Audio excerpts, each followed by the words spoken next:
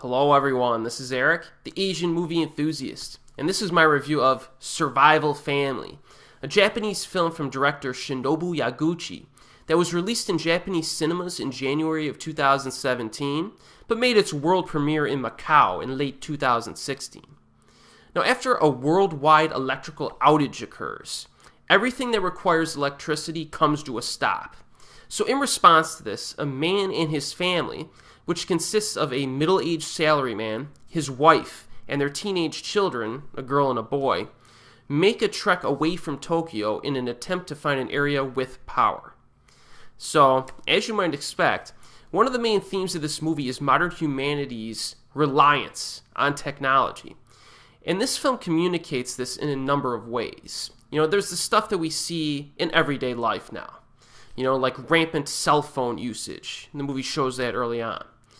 Then there's stuff that we occasionally see in real life. Like not wanting to take the stairs when the elevator's out of service. But the most interesting moments in this film come from stuff that we almost never see in real life. Like visiting a shopping center or a grocery store during a power outage and seeing an employee using an abacus to check people out at the register. Because the register isn't working. There's a lot of interesting little visuals and moments that showcase the main theme of how a typical modern family would have difficulty finding the basic necessities of life if they were denied the comforts of modern technology.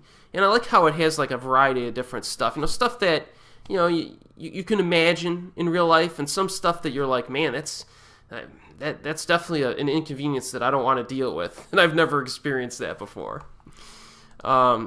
Survival Family also touches upon the situation of a crumbling society.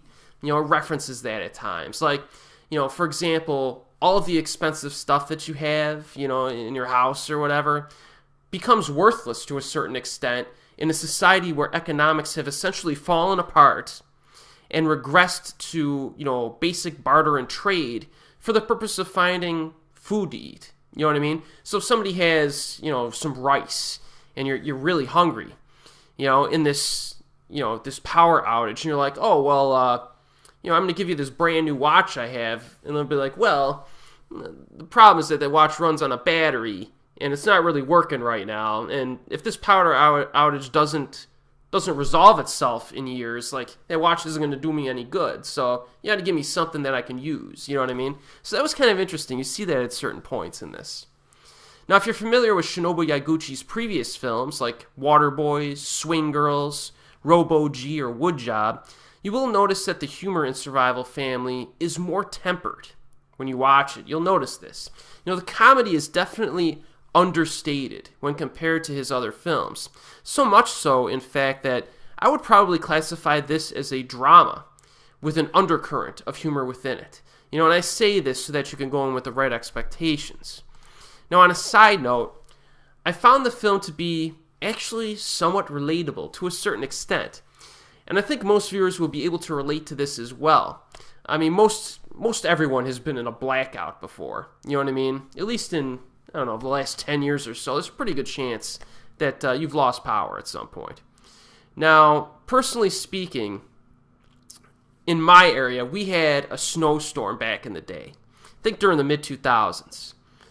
And it was a heavy snowfall in October, which is very not seasonal for us.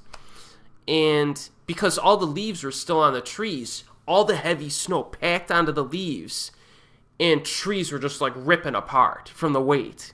And when trees rip apart and branches fall, you have power outages, because they knock the power lines down. So I was without power for 8 days, which, was pretty bad. And not only that, but there were so many trees that were split apart that it was hard to even travel away from your house the first few days it was happening.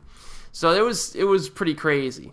There was also a shortage of gasoline, and a few restaurants that had power were overflowing with people who just wanted hot food, So I was fortunate enough to have, and I still do have, a wood fireplace that's old school. It's like you got the chimney. It's like a metal chute up through the top of the roof, and then you have like a separate, that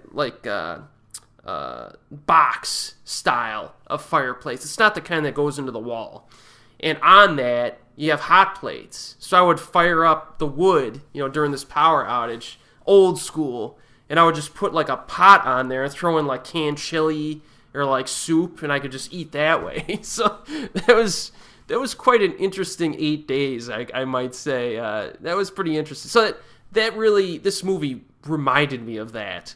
It definitely reminded me of that experience. So, and I think a lot of people could relate to this film just because everybody's been in a blackout. So, yeah, that's good. The only criticism I could really make coming to Survival Family is that, it does feel a tad too long at times, and it is kind of slow-paced.